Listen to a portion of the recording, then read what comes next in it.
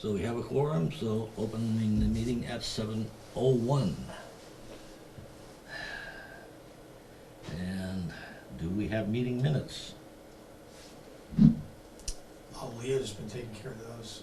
Yeah, I think she sent them out earlier today. I sent them, but it was late this afternoon. I think it was, I don't know, between 4 and 5 maybe. So they're there. I don't know if the group wants to go through them on the screen or if you just want to look at them and then we can approve them next meeting. It's entirely up to you guys. Leah, the ones that you sent, were those from the last couple of meetings with some minor corrections, or was this a new set? It was the new set. I didn't figure I needed to send the new ones with the old ones with the corrections out. I can if that would be the preference of the committee. But these were the minute meetings from the September meeting that we held that I just sent. And then I think we should be all caught up with everything. Good, so is it okay to send the old ones to the town clerk? Because they need to get the minutes. Oh yeah, I've completely spaced on doing that. I'll I think I have the edits, so I can send them on tomorrow. All right, great, thanks. But if you think of it, shoot me an email just as a reminder because I sometimes am spacey about it. No, that's obviously. Mr. Chairman, I've pulled up the minutes for you folks. Are they useful to have on the screen? Yes. Okay, Although, excellent. would you mind increasing the size of that? It's, Sure, let me just center it. even with glasses, it's a bit much. Yeah, I've got it on my tiny phone, yeah. Let's see.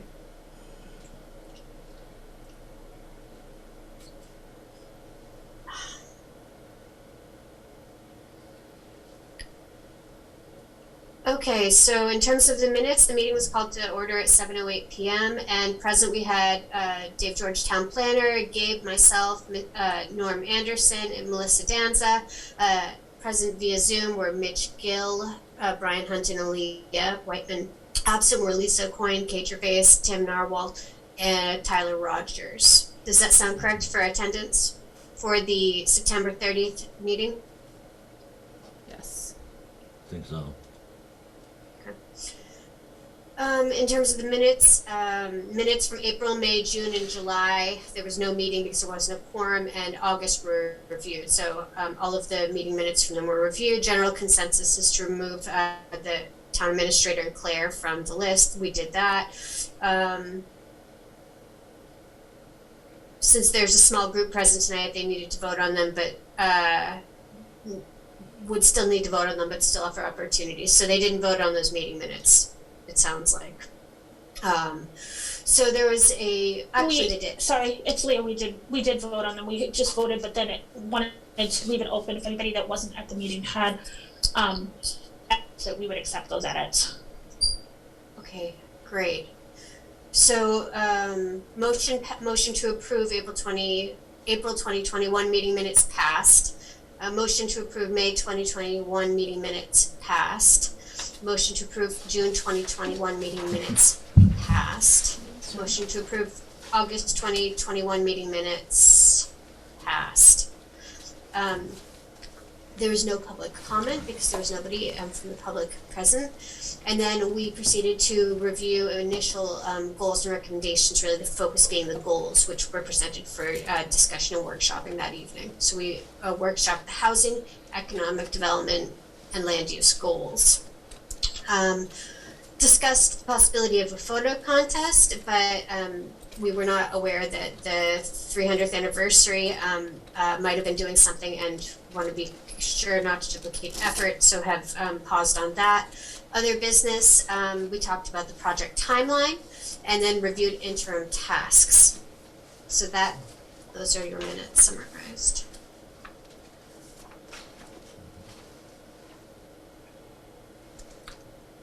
Mr. Chairman, I turn it back over to you. Any questions or comments on the minutes? Do I have a motion to approve the minutes? I'll move. Dancer moves. Do I have a second? I'll second it, Gil.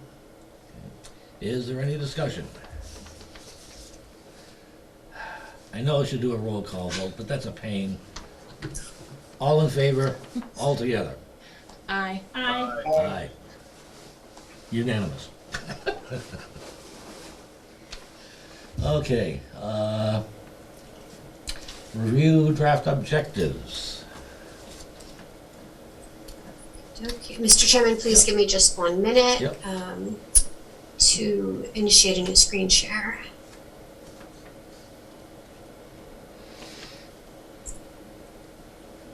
Okay, so as we discussed in reviewing the meeting minutes, last time the committee worked through Excuse the me. draft. Would you be able to increase the size of that, please? Sure. Thank you. Yeah, that's, it's gonna be tough to do that and still fit it on the page. Well, No? Okay, no, it's working. How is that? Is that legible? that's better. We Yeah. can go a little bigger. Yep, Yeah. yep, okay. Okay. So last time we reviewed the draft goals and I think reached some general consensus on the direction of those and workshop them. So the idea with this round is we've primarily Gabe, and I think he's done a really nice job on this, has put together some draft objectives which are a little bit more nuanced and will help advance the goals. So the last step after establishing the objectives will be putting together very detailed action items that will be step-by-step concrete actions the town can walk these objectives out the door with. So these like to review the objectives for the housing, economic development, and land use chapters tonight. Which are highlighted in yellow. So the draft housing, if we can start, and we can look at them in context of their goals for ease of use. So goal 1, encourage housing developments that prioritize preservation of open space, utilize low-impact development methods, and are consistent with community location and dwelling unit preferences. So objectives that would advance those goals. 1, maintain Rutland's existing character as a suburban bedroom community. And 2, allow and promote housing styles which will allow Rutland to achieve its housing goals while maintaining its desired development character. I'm just kind of curious, Sure. what constitutes the character of a suburban bedroom community? That is a really good question. Is it, you know, diverse housing, diverse styles of housing, clusters of housing, you know? So I would need to go back and take the results of the community survey aren't that fresh in my mind in terms of which specific housing types were top priority. I think I remember Rutland residents really liking maybe cottage house development and some of the others. I think here's where in the actions is where we'll spell out exactly what that'll look like. But in terms of a stock definition of suburban bedroom community character, I don't have one. Yeah, I just think that, you know, if we're trying to maintain something, we should know what it means. I think that's If I may, Yeah, through the yeah. chair, it's Leah. I'm in person now. Sorry. In my mind, suburban bedroom community is just most of the properties in town have some sort of outdoor space, and they're even the smaller lots are still half an acre lot, and even the subdivisions have a lot of open space and everything. I don't know for sure if that's what this could mean, but I think thinking back to the survey results, a lot of it was maintaining the open, the open space and kind of a little bit more rural feel. But I'm not sure how we can convey that through. Yeah. So I like Dominique said, I did like the first drafts on most of these objectives. I pulled that directly from a survey question that was like, should Rutland maintain its character? And I think that got like 70 or 80% yes. And it said maintain its character as a suburban bedroom community. I think the main idea of that is basically that like maintaining it as a primarily residential character, and the idea of the bedroom like being literally where you sleep, and like that people will be commuting out of town for a lot of jobs, and it's not going to be somewhere where people are commuting to, which I don't even know if that would happen, but just maintaining sort of the current pattern of work and that sort of thing. maybe there's a way to wordsmith this to better get it, the intention, because if we're talking about commuting patterns and different things like that, that's a little, I don't know that that strictly falls under the housing, sort of housing focus. So when we look at the goal, we're talking about prioritizing preservation of open space, utilizing low impact development, and being consistent with community location, dwelling unit preferences. That's a lot of things all in one sentence to try to focus in on, though. What if we change bedroom to residential?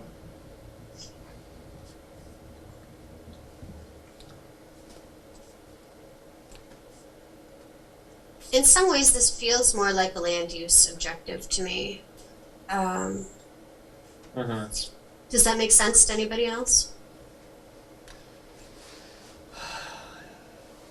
Yeah, it could fit. I can kind of see it as both housing and land use, because I think housing wise, I think people are looking more for hoping to maintain kind of the single family home or smaller condo complexes or something, not big skyrise apartment buildings and everything like that. So I think some of that pertains to the way, what type of housing we have, and also how we utilize the land, whether it's subdivisions or whether it's A&Rs that are more spread out. I think it could go both ways. I think this is the goal that we originally were putting back and forth. So I think this is where its final place was, because I remember saying it seemed more of a land use goal, but we decided to stick it with the housing. So when I think about advancing this objective in terms of very concrete action items, the things that I think would be, I think the next tier, so what would we write up as an action item? I see things like low impact development bylaws, and again, I'm not a land use expert, so and different types of things like that, and cluster zoning and some of that type of stuff. So that's kind of where I would be going with it, and in that case, I think it makes sense. I mean, kind of, it makes sense in here. What do you think about just changing it to residential community and for the time being? And I think it make. I don't have any problem with it. Okay. And you're gonna have to forgive me because my memory is not really wonderful. But I'm just wondering how that relates to preservation of our agricultural community. Do we have anything else further down? I know we do, Mr. Chairman. Since Gabe crafted these, I know that they couldn't possibly be missing that. I just don't remember where they are. Let's see. I think here they are. Goal 3 under economic development. Develop strategies to preserve agricultural land, support the existing agricultural community, and encourage growth of local ag and agribusiness. Okay, so at least we have that. Yeah. Yeah, and I get into this more in the land use section, but there's also the idea of sort of focusing development in existing developed areas like Four Corners and Town Center, versus the current pattern of like where you have subdivisions kind of taking up prior agricultural land, and sort of taking it out of the equation for agriculture or recreation, open space land. So, obviously all these things are kind of interconnected, but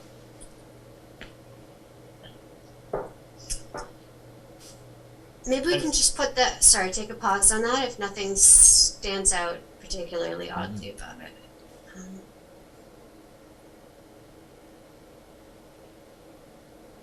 So for the next goal, pursuing creative policies that support sustainable development of new housing units and expand the diversity of housing options.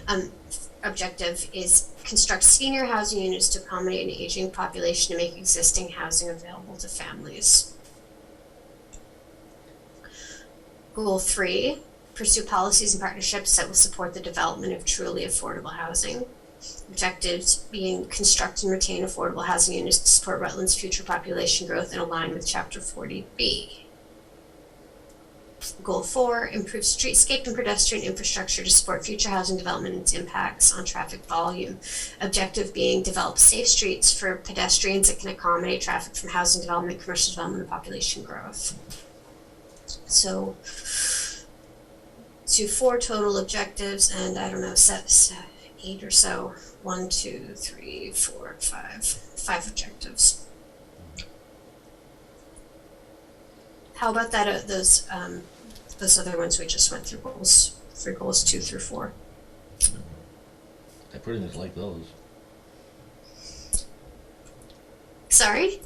I pretty much like those. I keep, I just keep thinking of this senior housing and that sort of thing. And basically, we already have 2 things that I think are pretty major in the works. A large senior housing development, almost ready to start flying. Yeah. And our, Accessory use bylaw that you guys are working on. that's on the warrant. Yeah. And I don't know. I guess my only kind of question there is it an objective already reached? Or do we still need to do more? I think you probably could do more. Yeah. I think, I mean, it's there, it's in progress. Mhm. More units could possibly be constructed for senior housing. It's not done. Yeah. It's okay. Just And I mean, I think a little bit, it's important to keep it in the forefront as the town continues to grow. That yeah. I mean, I think we've made huge progress in the past couple of years, especially with it, and it's something I think we need to still be mindful of. I think housing, it's going to continue to be a moving target with population growth.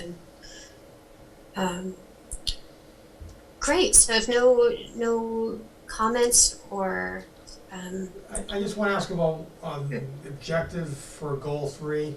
yes. Was that something that came out of the survey results? Sure. Alignment with Chapter 40B? I doubt we would have referenced Chapter 40B in the survey results. For that one, it was more coming from the goal that was established by the group, and I believe I'm correct about what Chapter 40B is, but basically that towns have like a targeted, it's like a state law, and towns have to have a targeted amount of affordable units. And if you don't hit that target, there's waivers and there's, all sorts of rules around it. But in short, if you don't hit that target, this is just for the committee, I know Dave knows this, the town can basically be forced to allow affordable housing units to be constructed without like consideration of land use priorities. So it's an incentive for towns to allow affordable units. And if the market isn't there for them, they don't. It's not necessarily going to happen. But it's just like sort of citing like the state precedent that is usually considered like the floor of affordability requirements. Just trying to contextualize it with the primary state policy that towns are supposed to align with. So, in terms of action items under this, I think we'd be looking at things like, if you haven't already done it, development of a housing production plan, which is an alternative means of achieving safe harbor from Chapter 40B developments, and would predict maybe adoption and implementation of your accessory dwelling unit bylaw and things like that. I think, if I may, I think when Margaret was here, didn't we become a housing choice community or something? So, and I know that was a consideration when we were talking about the managed growth bylaw, that we didn't want to impact that status either. And I know it's close, but I don't know if there's a way to incorporate that we already obtained and have been trying to be mindful of, at least over the past kind of 3 or 4 years, to maintain that. And I know there has been talk in the past about a housing production plan. It's never, I think it's just kind of, It hasn't gotten anywhere. right, it hasn't gone anywhere, but maybe that's I feel like we have to be careful to say align with Chapter 40B, because 40B just saying that seems to be a threat, and it scares a lot of people that don't necessarily. It's not always clear that it's the state minimum. That there's state minimums that the town's not meeting, and everything. So I'm not sure. Maybe we could say something like, instead of align with Chapter 40B, align with state affordable housing goals. I like that better. Yeah. Because I know the Baker administration recently has been pushing a lot with housing also. Oh, yeah. And so I think that that's, the evolution is still ongoing. Yeah. Oh, that's right. Can I just ask about the housing production plan? Yes. Is there any possibility that that can be an outcome of this master plan study for the housing section? I somehow thought in the back of my head that we could try to work that in somehow, or, Okay, so we although I don't have often all the do details in align my them, head. so it usually works the other way, that we often take housing production plans and turn them into master plan chapters. I don't sometimes, I'm just trying to think through this. I believe there may be a prescribed outreach requirement that may not be completely in sync with what we've already completed.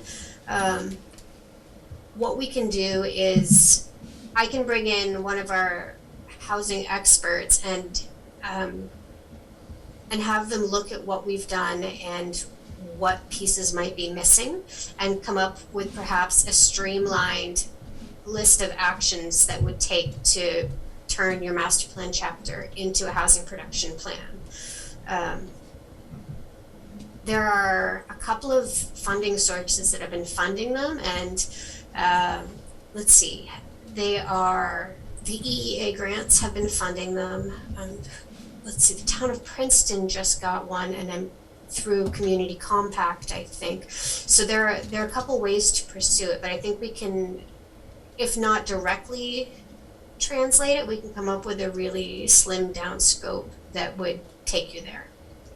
All right, good, thanks. Sure. And I would love to do that. And perhaps it's even a DLTA project, maybe taking your existing chapter and doing the additional items that are needed to bring it to where it needs to be. Okay, other thoughts, comments, feedback on the first pass draft objectives for the housing chapter? If not, we'll move on to economic development. Okay, we can always come back. So goal 1 for economic development: encourage development of small business amenities, including commercial and professional services. So objectives: increase local access to goods and services to build Rutland's commercial economy, and increase local business development desired by Rutland residents, including small retail, grocery stores, agricultural businesses, indoor and outdoor recreation, medical services.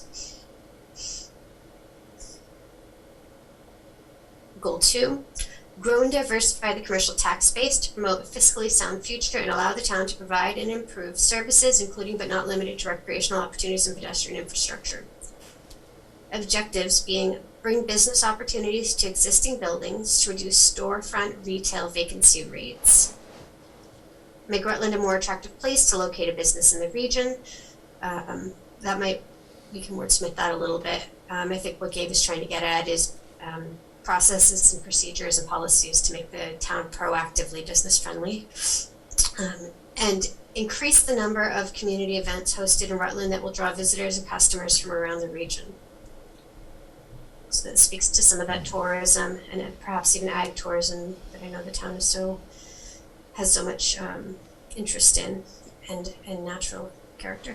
Goal 3, ensure that all economic development initiatives are considered in the context of residents' desire to maintain Rutland's natural beauty and small town character. Objective being: increase commercial development in existing commercial centers such as Four Corners and Rutland Town Center. Just for zoning purposes, Sure. Four Corners is a village center district, but there's also another village center district in North Rutland. In where? Oh, North Rutland. North Rutland, so that should probably Okay. just be included in that one. Four Corners, North Rutland, and Rutland Town Center. Does that make sense? Yep. Okay, excellent. Thank you, Mr. Chairman. I don't know where, if at all, the following might be applicable as an objective, I guess, or as an action item. I think we talked last time about a build-out analysis to see whether or not the structures in these certain areas are at their maximum capacities in terms of height and density, and if there's any capacity that might exist. So for example, if someone had some wherewithal and they were coming in from the outside, they may see some buildings in the town center, and they might say, well, those buildings may have lived there, they're used because they're older buildings. If the buildings weren't there any longer, something else went in its place, could it have more density than what's currently there? Okay. You know what I mean? It's kind of like a Absolutely. three-dimensional build-out analysis, I guess, or Yeah. Let's see. Let's think about where that makes sense. And you're thinking on perhaps for the village center, is that right? Or are you thinking more generally? any and all commercial zoning districts. Any of those commercial zoning districts? Because if there's unused capacity left on the table, that might be something useful in the future as the town center may change or may not, you never know. And I think I've had some conversations with business owners that were looking for space in Rutland, but because of when buildings were built and now because they would be considered a new business, the accessibility rules have changed, so they can't actually house their business in the existing facilities because it's the disconnect there also. So if there's, it's a little bit of what comes first, the chicken or the egg, I think, but having some of that information, I think, is important. If you had newer buildings would be code compliant with elevators Right, to get to the upper right, levels. or ramps, or whatever, Meanwhile, some of these buildings are obsolete in exactly. their existing condition. Yeah. I think it goes well under goal 2 as an action item, grow and diversify the commercial tax base, which includes a variety of the sort of physically oriented policies.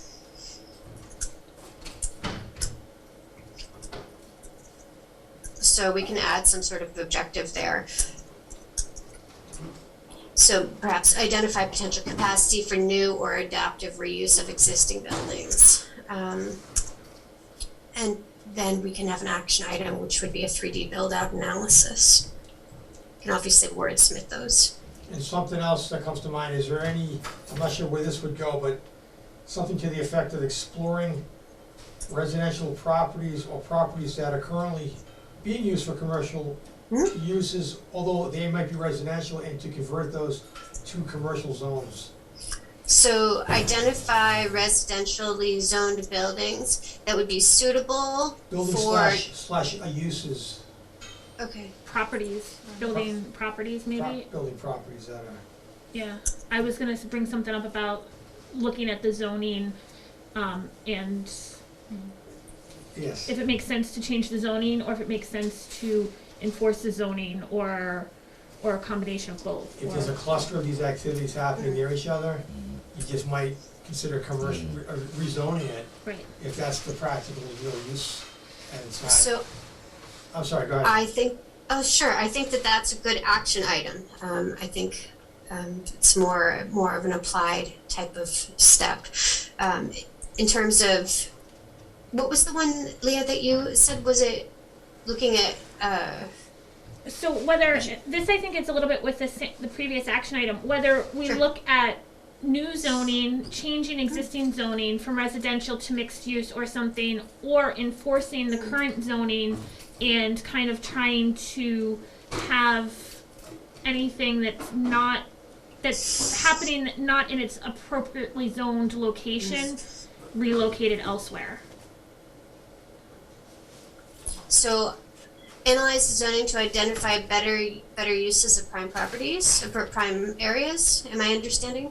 Yeah, I don't even know that it's necessarily prime areas. It's, I mean, It's identify highest and best use of Identify potential any non-conforming arbitraries. zoning areas. This is just it, what it Yeah. is. There's been so little zoning enforcement Right. in this town for so long. Okay. That, you know, there's,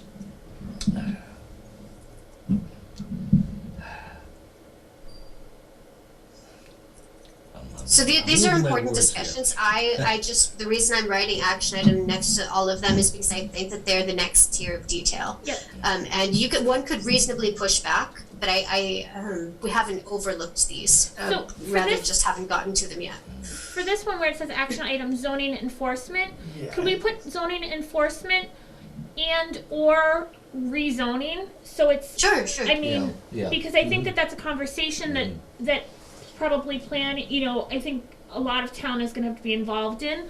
And I don't want to necessarily say that we're suddenly going to enforce zoning, and I don't necessarily want to say we're just going to continue to whatever, so We can't start enforcing zoning right now. right.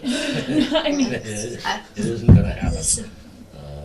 I think what we're going after here on this one is there in town, there are commercial uses that exist in residentially zoned properties. Okay. And the question is whether or not those lands should actually be rezoned from residential to commercial, whether it makes sense to do it. If there's a cluster of these uses that are together, maybe it does. Or, I'm not sure, zoning enforcement, that's always an option. I'm not sure that's necessarily an action item that we wanna promote necessarily. But I think we wanna understand. Imagine the mutiny. I can only imagine. Okay. Yeah, So we need to do the action item would be something like as an analysis or a deeper dive. I think so, into this. but not the It's- enforcement piece per se. Yeah. But you get the gist of it? I do. And so it'd be an analysis of commercial. I think again, just want to, and I really want to hear all of the stuff from all of you folks. I do think we're taking a more detailed approach, getting into the action items than we had planned for tonight, but we can do that. But we'll certainly, capture this for the notes and make sure that included when we present the, various strategies for that.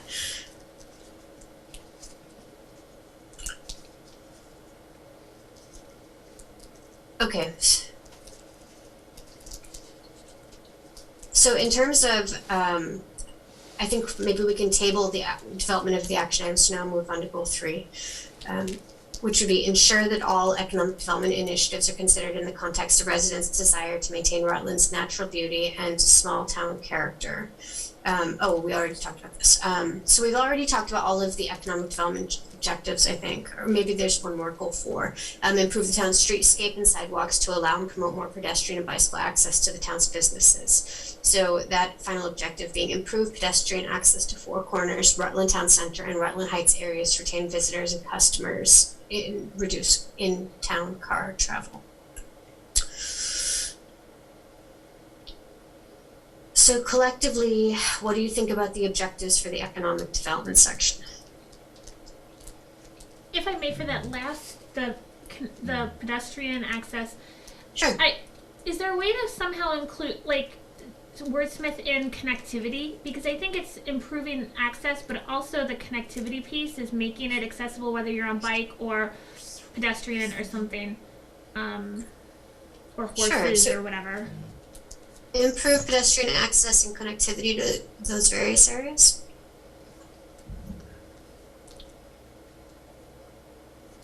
I guess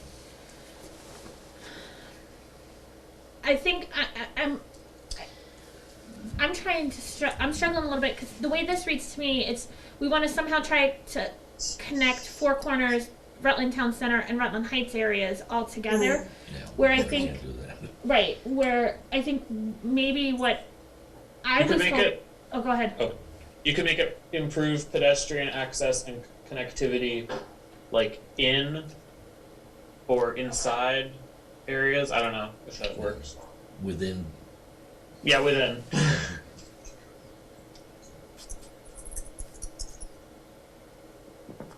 Does that get to what you're speaking to, Leah? Yeah, I think so. I mean, this is coming a little bit from the town center study, especially, but just kind of the connectivity from the rail trail or the state park, or the various subdivisions, neighborhoods to a certain location, versus, so I'm not sure. So it's not within, it's not just within, it's both within and in terms of connecting these disparate areas and amenities. Okay. Back on goal 3, would we want to also investigate the possibility of finding other areas of the town to be zoned for commercial development? Yes, Mm-hmm. that was, yes, totally, yeah. Because, and I know we kind of tried this back when we did our industrial zone things, looking for industrial property. It was not easy. We had a great deal of difficulty. But I think maybe at this point, maybe we could take a harder look at it. Okay. I think that's a good objective. In terms of, so we're speaking to the commercial development, you said a lot of this work's already been done on the industrial side. Do you think there's scope for looking at industrial development in the future? And should that be included here? Remaining scope for that?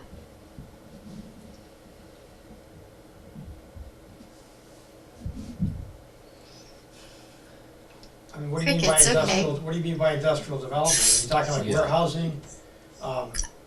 We talking about call centers, you know, what do we're not talking about old style manufacturing for sure. No. It's probably not, Maybe light industrial flex space.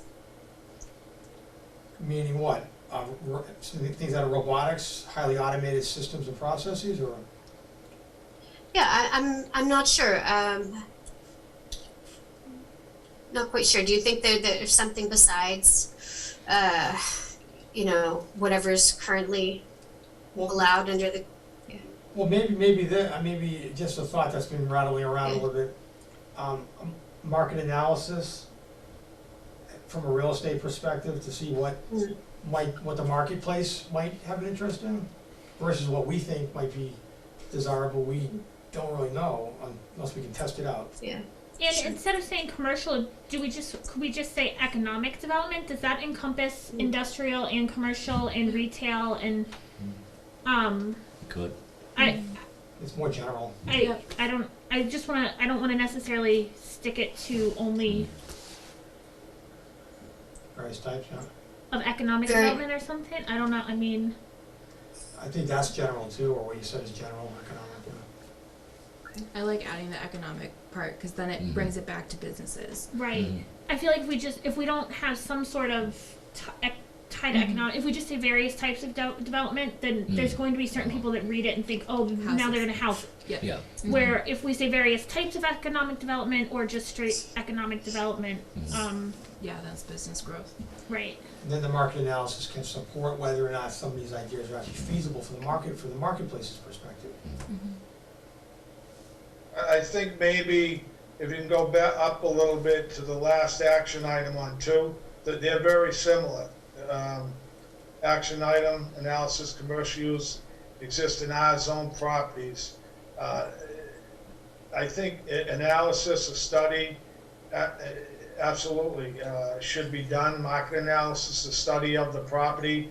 I remember on Main Street, properties in residential, they tried to have commercial businesses, and it was denied.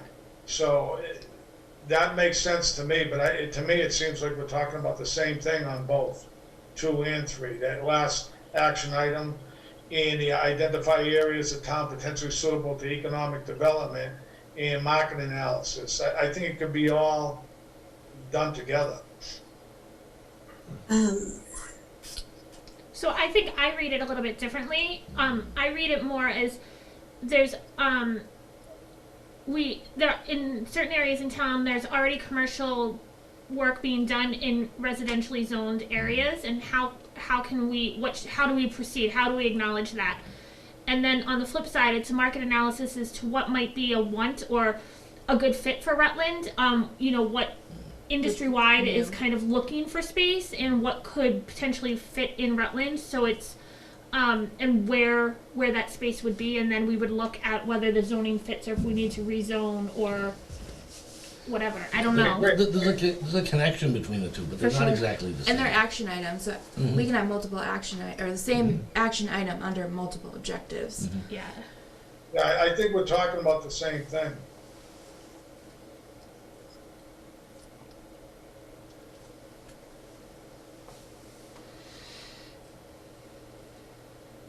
I'm in agreement, the analysis study should be done of possible areas where we could have economic development, commercial development. There may be existing commercial in residential areas. It's good, the study needs to be expanded. Yeah.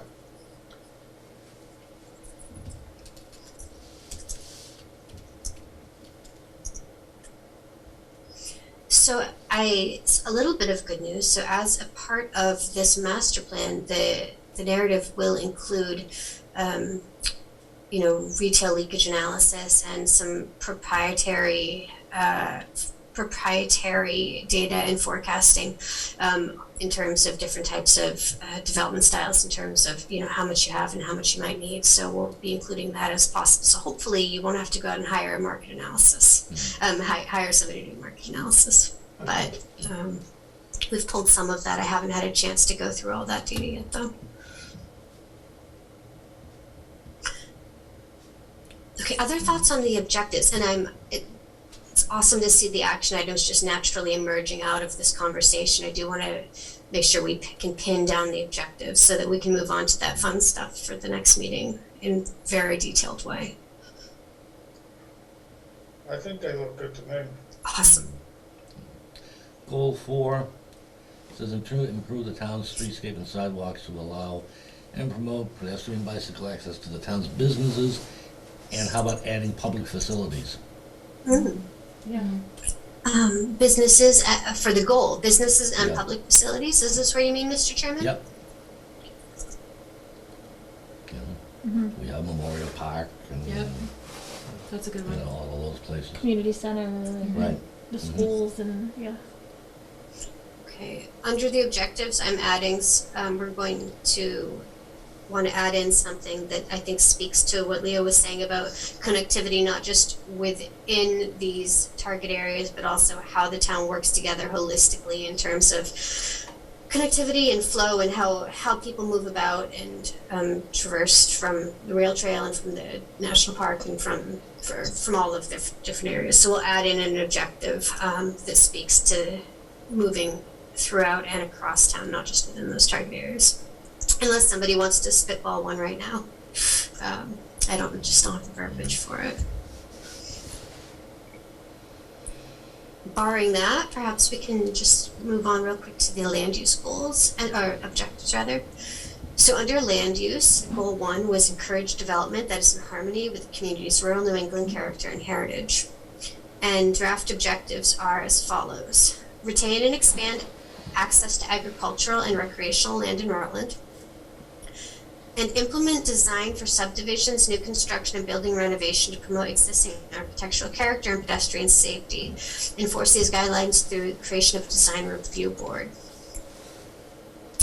Goal 2, identify key areas for specific types of land use within the town and create mechanisms to encourage such uses in those areas. Objectives being focus future commercial development in the four corners of Rutland Town Center and Rutland Heights areas to maintain Rutland's rural and suburban character outside those areas. And preserve historic structures in historic areas of town. Once again, in that one, North Rutland should be added to that list. Excellent. North Rutland, okay.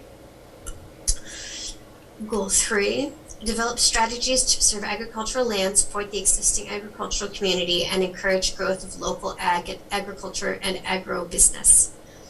Objective being acquire undeveloped land to promote development in commercial cores and prevent housing and commercial development in rural areas, turning the land towards agriculture and low impact outdoor recreation. That is a dense sentence. I need to go through that again. Acquire undeveloped land to promote development in commercial corridors and prevent housing and commercial development in rural areas, turning the land towards agricultural and low impact outdoor recreation. I think these are a couple different objectives in here.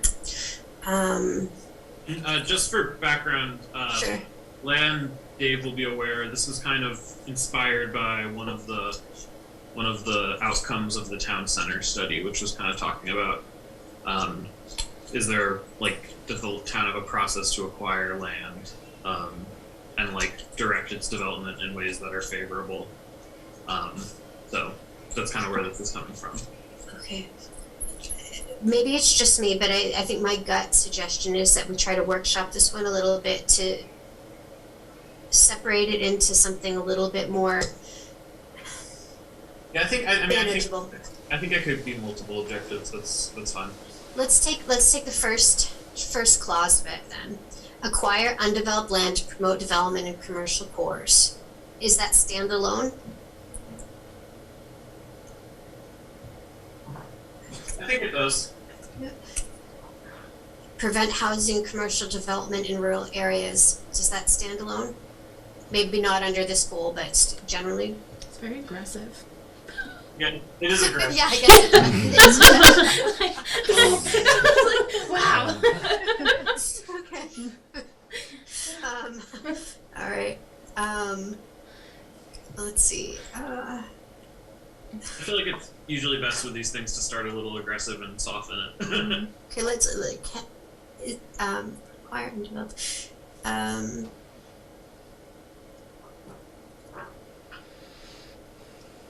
Let's take the third clause. Let's just pause on softening the second one. Turning the land towards agricultural and low impact outdoor recreation.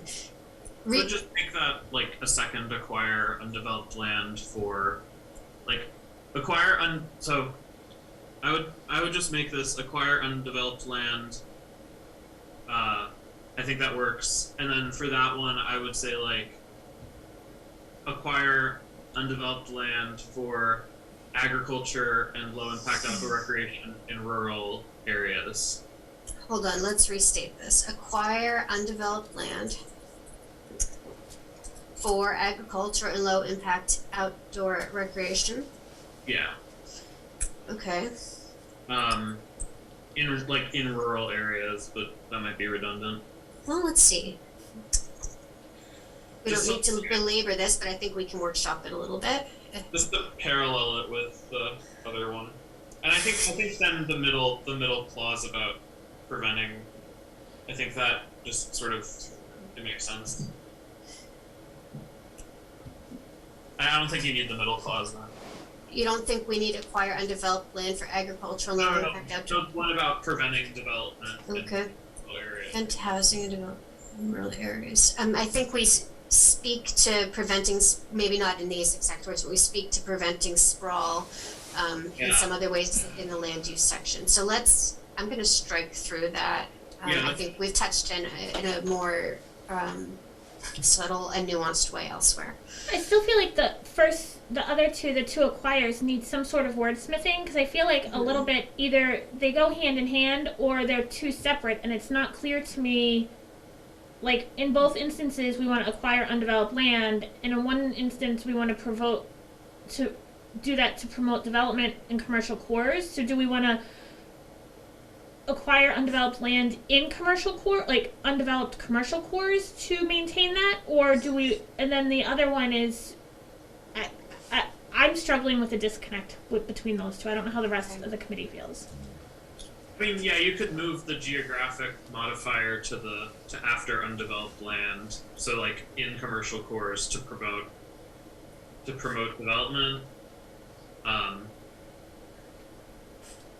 But then in some ways, I feel like that should be an objective for economic development if we're looking to acquire land.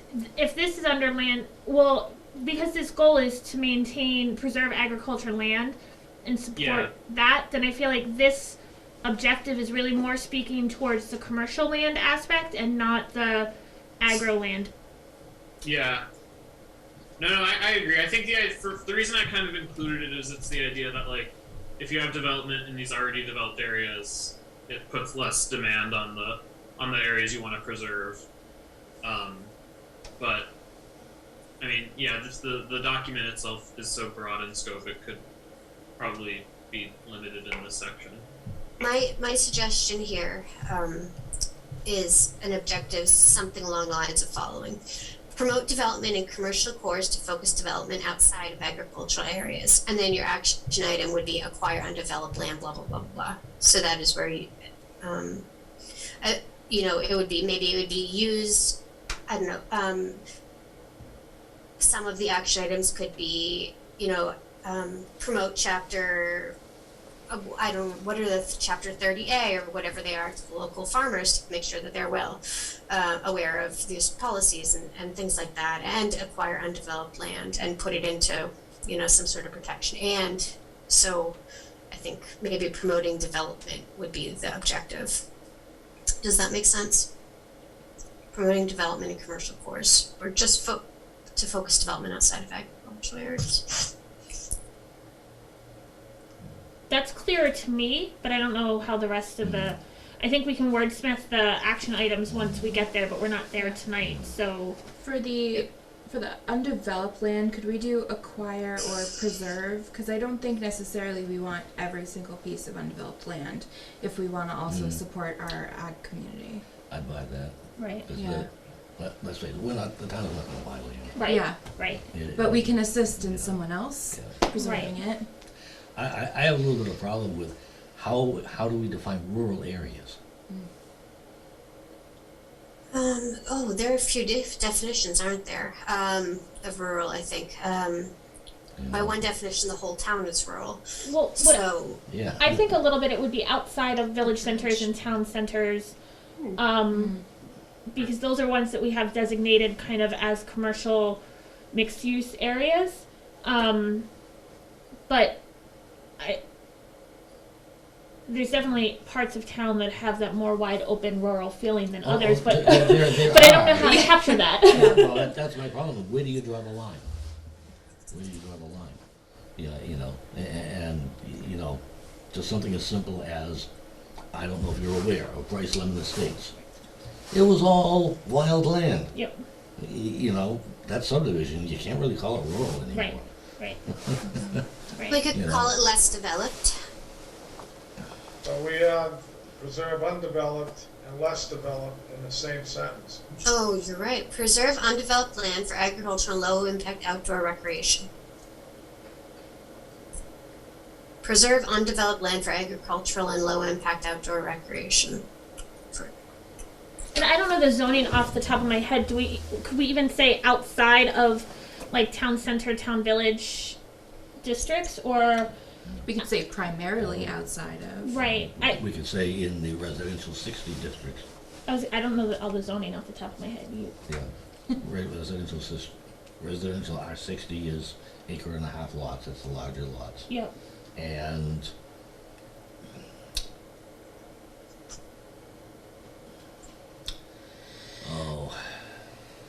the R60 district is bordered. I think we're R60 over where I am, and that's industrial also. Yeah. These are now farm industrial on 60, but most of it's residential. Most of it's R60. The R40, R60. Somewhere down. I'd have to see the map. It pretty much runs along with the water and sewer, public water and sewer. It is. It's like a It town is. center, the box, and then everything Yeah. else. Yeah. Yeah. And most of, quotes, let's say, the farmland particularly, would be in the R60 district. That's right, By Yeah. by a mile. that's right. So, you know, I can't say that strictly defines it, but it may be the best we have so far. Yeah. Okay. Mr. Chairman, did you just say that the working best definition for what the areas which we should be focusing are the R60 district? Is that correct? Yes. Okay. No, wait a minute. It would be inside. Inside. It's, Inside. Preserve undeveloped land for agriculture and low impact outdoor recreation inside the R60 district. That, I don't know, I kinda like that. you guys, planning has a better sense as to the zoning. I just felt like Yeah. Well, you're likely to find the larger remaining land holdings in the Yeah. R60 zoning district. Yeah. Mostly Right. the what's in the R40 tends to be the smaller, less have been developed into subdivisions because part of the water and sewer. right. So that's kind of where it breaks. Makes sense. All right. Me to the next one that you, so is that striked altogether, prevent housing and commercial development in rural areas? That one's gone? I think that we've addressed it in a more nuanced way elsewhere. I've striked it though just because I want to double check that. We'll do a final pass and make sure that we've talked about preventing. And again, what is the rural area? Is that R60? How are you gonna prevent housing in R60? I think you should, I think you could reasonably strike that. Yeah. Mm-hmm. Let's just strike the whole thing instead of strike through. Yeah. Okay, excellent. Good work. Let's see. So that brings us, if no further discussion, to goal 4. Concentrate new development around existing infrastructure to protect natural resources and improve walkability. So 2 objectives here. 1, manage traffic in town center area through measures including transverse rumble strips, reduced speed limits, additional traffic lights, and or eventual new layout of the intersection of routes 122A and 56. And improve pedestrian infrastructure in both commercial areas and neighborhoods and subdivisions with existing suburban housing where density permits. And then finally, under goal 5, which is preserve open space and encourage use for active and passive recreation, an objective of protect open space and other land use through zoning and proactive land use policies. Action items would then detail what those specific zoning measures and policies might be. For 4, listing all of those measures, would that be more of an action item? Or should that Sorry? be? For goal number 4, for the first objective, should all of those measures be action items or within the objective? I would kinda think, yeah. 'Cause Yeah. it's a lot. Transverse rumble strips. I cannot see the town very well. Wow, you guys have really got the hang of this. And we cannot have additional traffic lights because we don't have any now. It has blinking lights. Sometimes.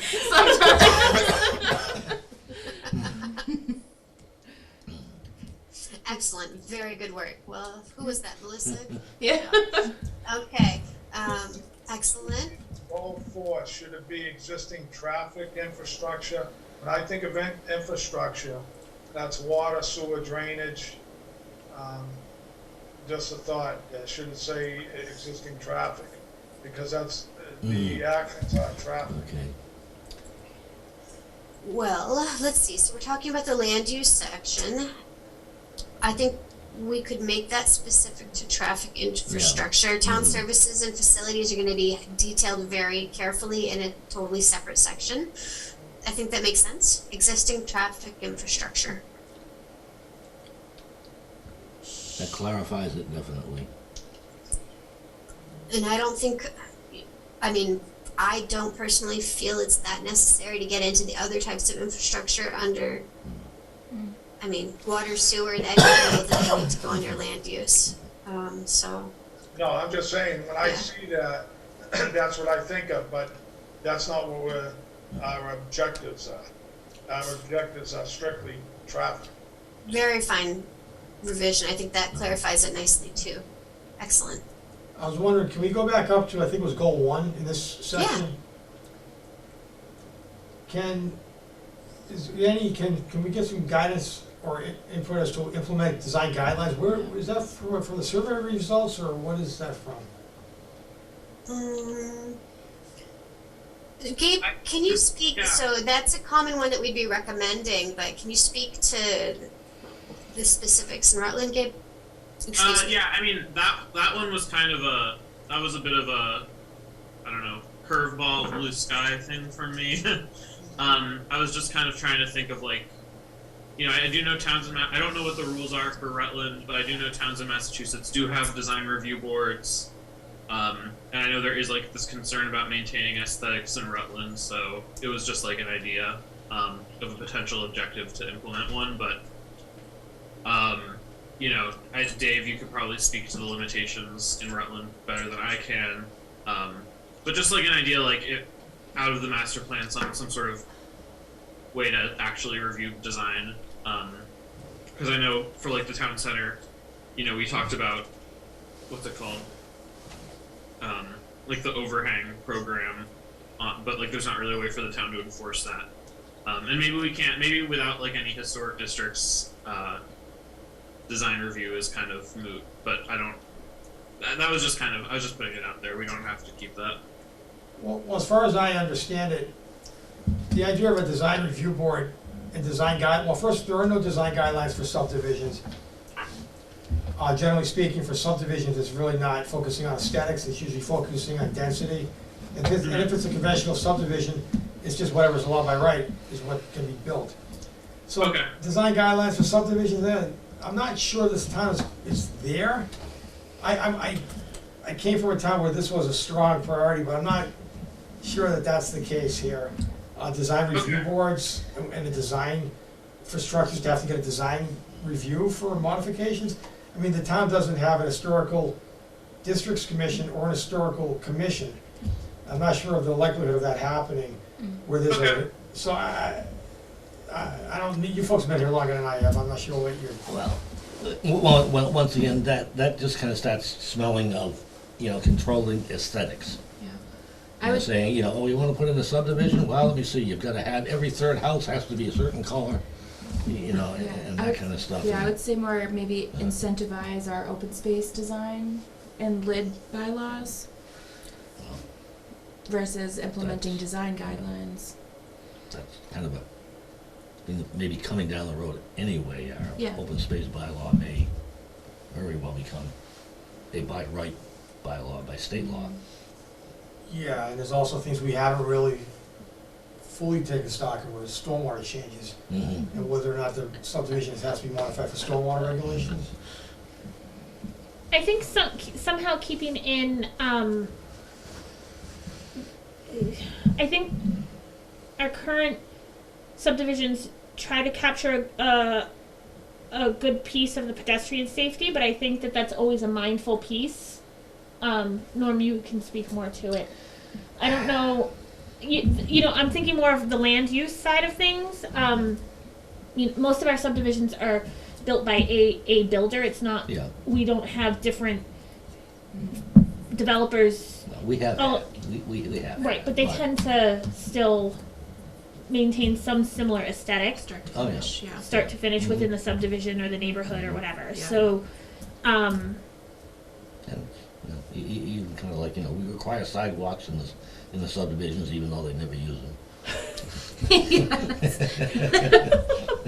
So, do we feel the same way? I understand what you're saying concerning the residential area, subdivisions, etc. Do you feel the same way about commercial areas? Do you think that this could be, the town might be ready for this and find it to be a valuable tool for, you know, laying out its preferences for commercial buildings? Well, We- there is some in it already. In the Okay. town center district particularly, we definitely have, Okay, some, excellent. language about architectural character. Yeah. Okay. But just the global concepts of implement design guidelines, I'm not sure this community is quite there yet for that, For subdivisions, no. or for anything, except for what's already in play, like the town center, which has it Yeah. already. Mhm. So we actually have already implemented it to some extent. Okay. I will take a look at what you guys have. I didn't realize that. in terms of the town center district. Okay, let's strike this through.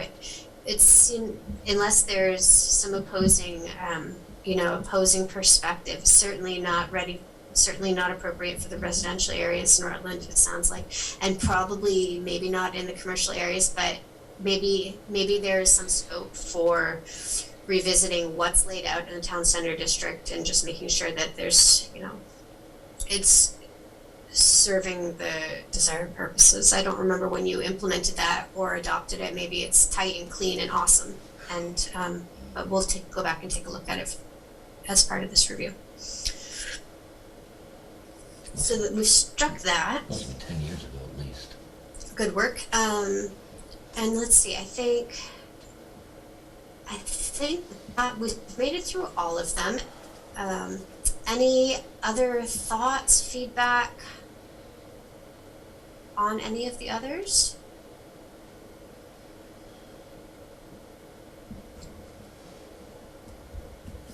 I think what I'd like to do, since these were pretty well received and didn't seem to be too surprising, is I'd like to take some of the smaller comments, just workshop them a little bit internally, and then send them out to you guys for, submit them well in advance of the next meeting, and identify, that way at the next meeting, if there are some small changes, we can work through them quickly and then move on to the action items, since that's really the meat and potatoes, and it seems like you guys are ready to go there too.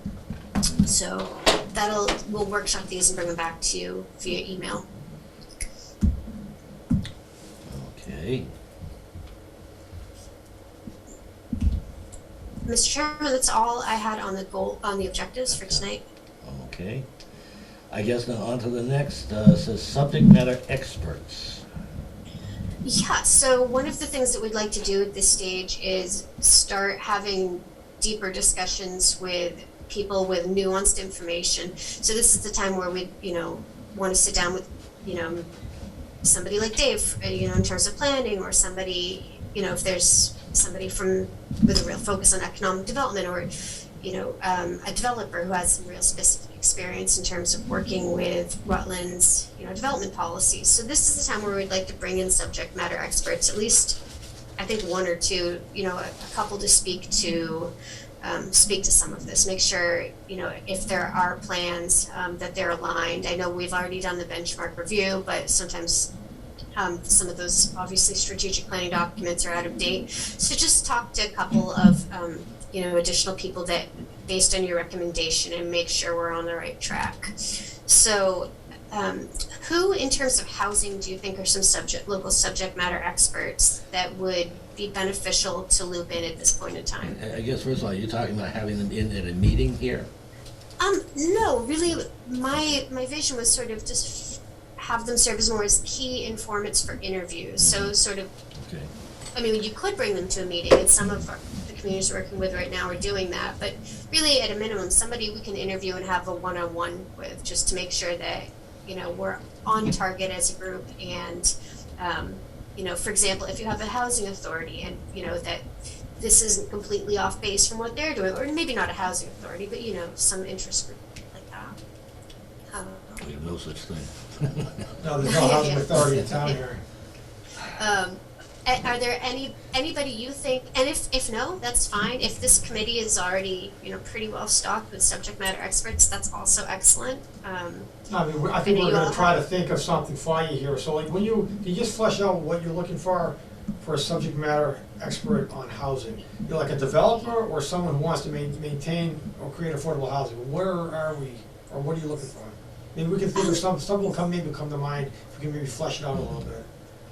Yeah, so for housing, I guess it could vary. If you had an affordable housing trust, it would be good to speak to somebody on that. Or if you had, a housing coordinator or a housing developer who you think can really speak to, the challenges or benefits and opportunities of trying to establish housing in Rutland in a way that none of you can, then that would be wonderful. Really just looking for people who have hands-on applied knowledge and may offer a different perspective that isn't captured.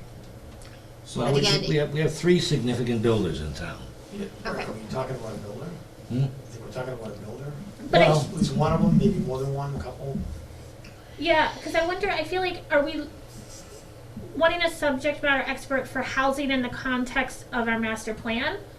Yes. Work that we've done so far? Because in some cases, I think it may not be what the developers necessarily want. Oh, there's no doubt about it.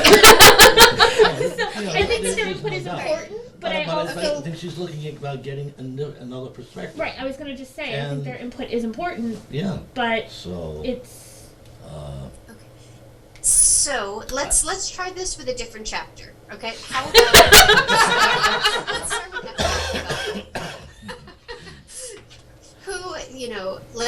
I think in this case, having a developer really makes sense, right? Having the person who, like, sometimes we'll run focus groups and we'll bring in a couple of different people with different perspectives and have them talk about the development process. These are usually off the record because we really do want to hear how things are working. But who should we speak to from economic development? Committees, boards, commissions, private sector, implementers, enforcers. economic development. Well, I mean, right now, we know, the town's looking to put together an economic development commission, but we're not quite there yet. Okay. Just spitballing, something that maybe comes to mind is, the RDIC. Mike Sullivan has experience. Yep. Chris Senecal's a business owner. Is he on the RDIC? HPP. One is on the RDIC, one is on the ZBA and the HPDD board, which is under the RDIC. One's I a think business both owner. of those would be very good people to speak to. I think I'm spitballing, I don't wanna commit to this at this point, these are Yeah. just Yeah. things that come to mind. Okay. Chris, Mike, how about Bonnie? Bonnie's I was gonna say, I was with the thinking, Rutland Business Association. right, she was, Yeah. I know she's stepped back from the RBA, but she was really active in it when it was going, and so she at least would maybe be a resource also. What is her name? Bonnie? Yeah, Bonnie Bessie. Bonnie Betsy, okay. We also have outreach to the vice president of the local Cornerstone Bank here, might be interested. Okay. Four Corners, we know who the owners are. There's been a succession, fortunately, for the town, from one generation to the next. Oh, okay. So maybe Four Corners. Okay. You know what I'm talking about? Mm-hmm. Yeah. Um, What about like, What's your relationship with your local chambers? Chamber? It's the Washington Regional Chamber of Commerce. I mean, they're, there's not much happening in Rutland I mean, I think they supported, I think they were at Baked, did something with them when Baked opened across the street, but other than that, I can't remember one last.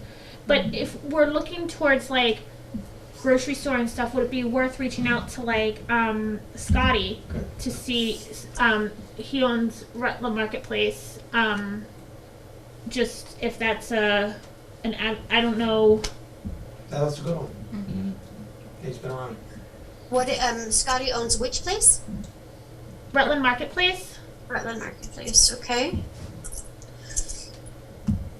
So let's see, we've got members of the RDIC, ZBA, local industry of different types. I think that is a solid start for economic development. And the ZBA person is more as, he's in business in Worcester. Oh, When he lives okay. in this community, he understands, you know, Excellent, excellent. So you think that these people can speak to, for example, maybe if there are any glitches or refinements that are needed to the permitting process or the development process or other things. Do you think these people can speak to some of the hangups and strengths that the town has in terms of advancing economic development? I mean, coming to economic development, you guys are going to kill me, but I would say like Kevin and Ryan, but that might go a little bit more under the ag. I know that they have both had different permitting, whether it's permitting, zoning, whatever. It's a part of economic development. So this process is in no way to, in no way meant to really, throw the town under the bus for anything that's not working. The idea is just to find things that need to be tweaked or that will help, advance the goals that you want. So if you think that they will be useful in terms of. Maybe we can have a conversation offline regarding Yep. what we're mentioning here. I'm gonna hold that comment at that point. Sure. Yeah, sure. Happy to. Before you actually do any outreach, at least on the last few here we want to probably talk about. Okay. Yeah. Do you think that we should? I think that that's a really good list for economic development. Let's move on. In terms of land use goals, I think we should probably have continue our ongoing discussions with Dave. Maybe somebody else from the planning board. Surely there are some other entities that we need to speak with. Concom, Open Space and Recreation Committee. Sorry? Open Space and Recreation Committee, Conservation exactly. Commission. Perfect. Open Recreation Space Department and staff, possibly. What was that one, Dave? Recreation Department staff. Exactly. And I think that would be, give us a really good starting point. We don't want to undertake all of these all at once because once we engage people, we want to be able to follow through. AgCom also that's for land use? Of maybe? course, yes. Sorry? AgCom for land use, definitely. Oh, beyond a doubt. All right, thank you so much. That's really, really helpful just to start to pinpoint we need to have some additional one-on-ones with. Mr. Chairman, that's what I had for subject matter expert interviews. Okay, next is deliverables. Okay. So I hope that all of you remember that when we started talking about this project, what we proposed was an online, interactive, engaging, primarily online master plan with a nice, tight, printed executive summary. Does that sound familiar to everybody? We had talked about doing it mostly virtual and getting away from a long, standard, conventional master plan. Yeah, we talked about that. Okay, so we obviously had that same conversation with a number of the communities that we are working with, and what we found is that sounded great until it came down to brass tacks, and what people seem to prefer is the reverse for a variety of reasons, which is at the end of the day, it seems that most of the communities we're working with want to default to a conventional master plan with an online executive summary. So initially we were looking at, we could do either or, right? We could do a conventional master plan for you guys, or we could do the online story maps version, but it wouldn't be both. So we wanted to bring back to deliverables discussion and figure out what works best for the town, especially given that we were surprised what a lot of the other towns were preferring, which again was a conventional master plan with a story maps online summary rather than the reverse. Does that make sense? I want to say cut down some trees. So Use yeah, up so some you want to paper. cut down. So you want to cut down some trees, Mr. Chairman? Yeah. No, I'm just kidding. So I can walk through. I have an example of what that would look like. There are a couple of issues that I think that have come. The reason that a number of our communities have changed tack on this, I think, at the end of the day, I think, while we're all more comfortable with increasingly comfortable and living online, I think that there's still some hesitancy concerning going in an all online format. And that is primarily what we were looking at. I think we're not quite 100% there in terms of communities feeling fully comfortable with using that as the primary means of convenience. So what I'm going to do is do the story map, and you can tell me what you think. Again, it's up to the town, but I think I'm going to stop screen sharing. think that maybe what I would probably recommend. But again, I want to put it to you guys and give you some choice. Initially, again, it wasn't either or proposition, but my boss has decided that we really want this to work for all of our communities, including you guys. So this is story maps. So this is one quick example of the Berlin Village Strategic. Oh, can you see it? You probably can't. Hold on, let me screen share again. Where are you?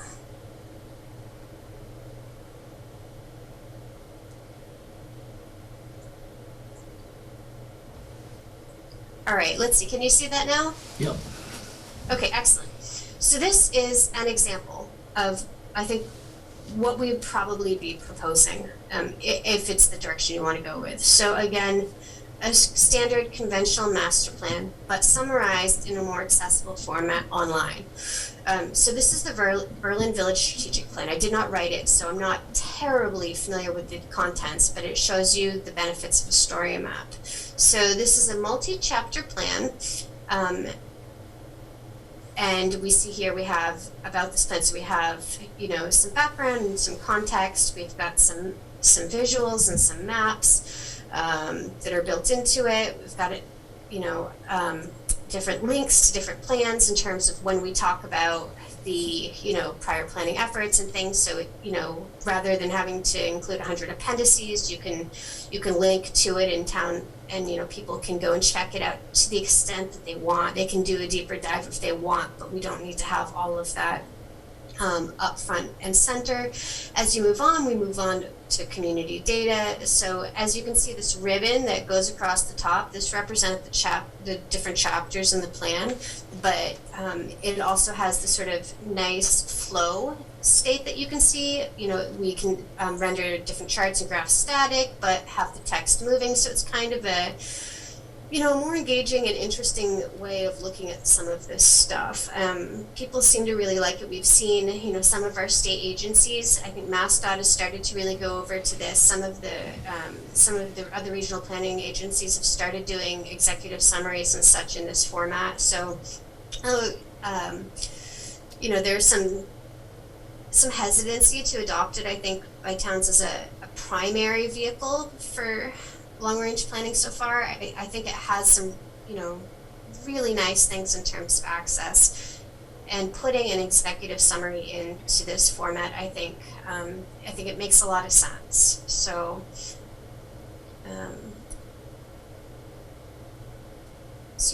you can again check, embed different links, embed different graphics, include maps and comparisons and different things. You can zoom in, zoom out, select variables. So that's the basic version of a story map. So again, I think what I would be suggesting if you went with this sort of format would be to have each of the topics on this ribbon that's across the top. The first one would be something like, it would be your introduction. The second one might be, an overview of your outreach. The third one might be, the land use chapter, then the economic development chapter, and so on. And it'll provide not a full-blown version of the full chapter, but we can link the full chapter in there, should anybody want to really go in there. So that's kind of what I'm thinking. I want to hear what you're thinking, though. Can you make this available to the committee? Absolutely. So it's in the Dropbox. A whole bunch of versions are in the Dropbox, but what I'll do is I will call this one out so it doesn't get lost, since some are more relevant than others, I think, too. Generally speaking, how do you feel about the conventional versus story map master plan? Do you like the idea of having that long form PDF document with some, as well as some printed copies, or do you like the idea of having the full thing online?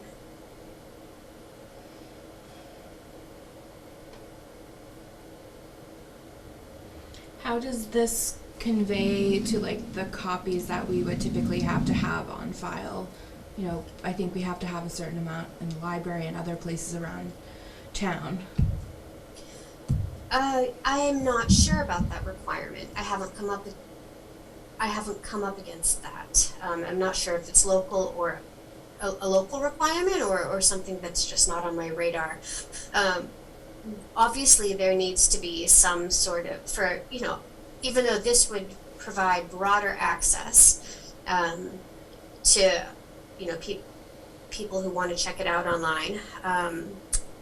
There are some people that won't have access because, you know, there's not a printed copy, and if you don't use the internet, we're going to have to create some sort of backup document. So I think if you went with a fully online master plan, then what we would do is just maybe do some sort of summary document of it.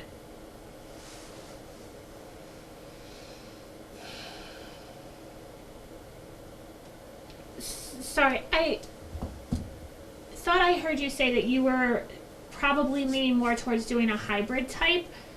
Would this be the hybrid type, or would a hybrid type have less information on all of the tabs and then link the specific chapter kind of more directly?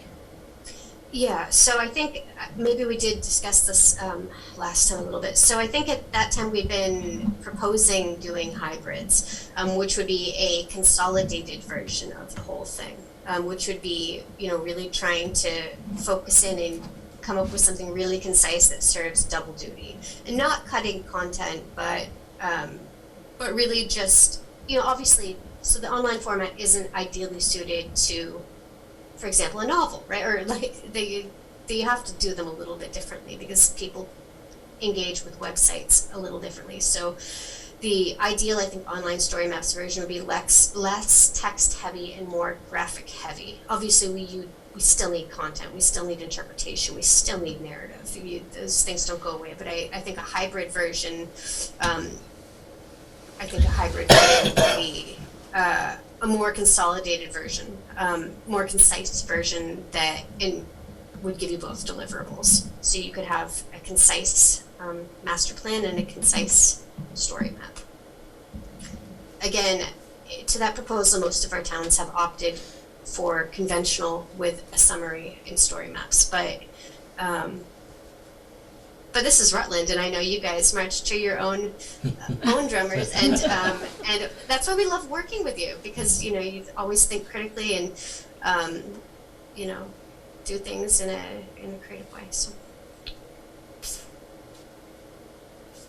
you don't have to decide tonight. We're not on narrative drafting yet. We're still in strategy articulation. This doesn't have, but it is something we want to make sure to start to pin down. So if a decision doesn't have to be made tonight, Oh, could you no. send Oh, an no. email where you itemize each of the choices, what each of the Okay. choices entails, just briefly, so that the board knows what the range of options are.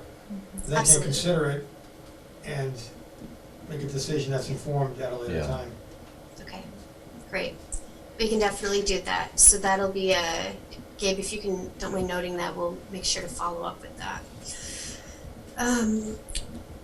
Okay, so that's a brief overview of the story maps format as it would look if we were to do it as an executive summary. If we were to do it long form, it would obviously be a lot more content. Each of these tabs would, you know, each chapter would need to have each of these tabs type of thing. So it would be a different type of project. And I have an example of that I can show you next time. But Mr. Chairman, that's my thoughts on deliverables. Okay, now we're looking at next meeting date and interim tasks. So next meeting date. So I understand that Thursdays are no longer ideal for a number of members on the committee. Is that right? And that the meeting dates were changed to Wednesdays, or is that just for this meeting? Well, for me, Thursdays don't work. Well, Okay. many Thursdays don't. Yeah. So I think going forward, the idea was to move most meetings outside of the holidays to the fourth Wednesday of the month. However, we have holidays coming up, which is gonna alter the schedule slightly for November and December. Yeah. Now, so No, you wanna promote what we're talking about, maybe? December. You remember better than I do. So I think you were talking about the 15th of November, no, the 17th of November and the 15th of December. And I know that because I have standing meetings with other committees Right, those and nights. I think earlier this afternoon, we were talking about maybe 2 meetings in December, one on the 1st and one on the 29th. Because I think Is November is going to be tough with Thanksgiving, and we have our special town meeting. Yeah. Our special town meeting is November 18th, so I think trying to get much done before that is going to be tough, at least for me and probably a lot of the other board members and Dave and like. You're busy? Like any of you? We're all kind of maxed out in November here. So. And then Thanksgiving's late this year, I think, or on the later side. So, I think maybe looking towards trying to do 2 in December might be. And we have the hybrid option, so if weather's bad or something, we can all just stay home and cozy and. For what it's worth, on my side, I think Wednesday, December 1st and Wednesday, December 9th work for me. If it works for the committee, I can attend. I'd say I'm probably okay with it. I'm good with that. So 1st and 29th is what we're looking at for our November and December. Okay. How are you with that? Works. Brian and Mitch, do those dates work for you guys? Hey, what was the date again? I think December 1st, Wednesday is okay for me. The 29th, I don't know yet. December 1st is okay as it stands right now. And then we were looking at December 29th also. That's 2 months away. How does anybody, Right? how does anybody even really know for I sure? know. Play that one by ear, maybe. I'll just put a placeholder in there just in case, but I don't see any reason why that wouldn't work for me. But I gotta run it by the Brian Hunting Committee upstairs. So, to know what the 29th is gonna be. Okay, so we've got the 1st on the books and we've got a placeholder on the 29th then. 7 p.m. starts, right? Yeah. Mm-hmm.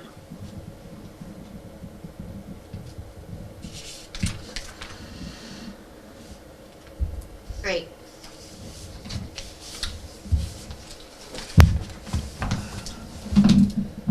And sorry, if I may, we'll Yeah.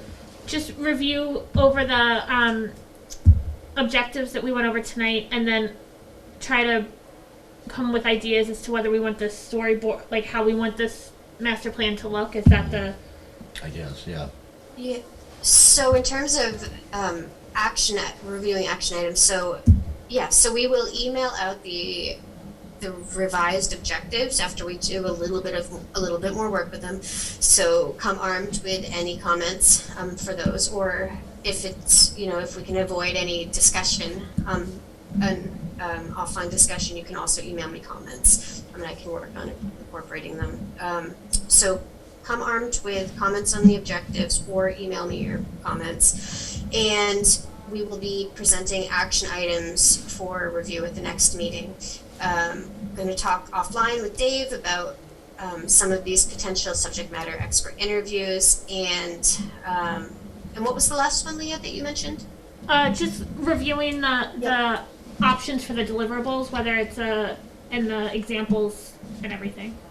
That's right. So the committee needs to choose whether they want a conventional master plan with story maps or online executive summary, or an online master plan with a conventional printed executive summary, or some consolidated, concise hybrid version that achieves both of those, but will be, of course, double. It's double the production, so we will need to boil it down a little bit.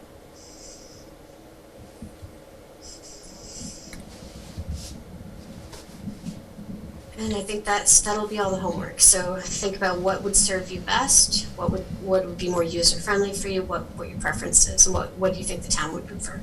So the other people in town. Is there any other business to come before the meeting? Mr. Chairman, I have one question for Dave. Dave, any word on the town-owned land report that it's going to be done? Yeah, I appreciate that follow-up. I did not have a chance to outreach to the assessor's office to put that together, but I don't think that's a heavy lift for the assessor. I think it's just a I database. might have it. I might already have it. Or we may already have it done for a different project. If so, we will circulate it to the CMRPC and have it put up on the link, then it can be accessible to everybody. I don't know if we have the town-owned properties. I do for open space. Open spam.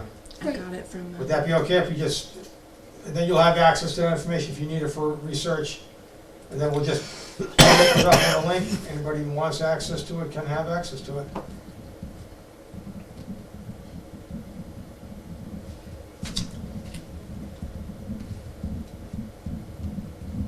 Do you have it's all the town-owned, including like the industrial space and everything also? It's all special use and exempt parcels. I'll just forward what I have to you, Dan. Oh, great, thanks. Well, once again, is there anything else to come before the meeting?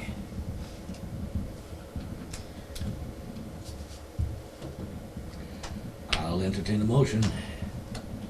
Whiteman makes a motion to adjourn. Dan's a second. Is there any discussion? Once again, all together, in favor? Aye. Aye. Aye.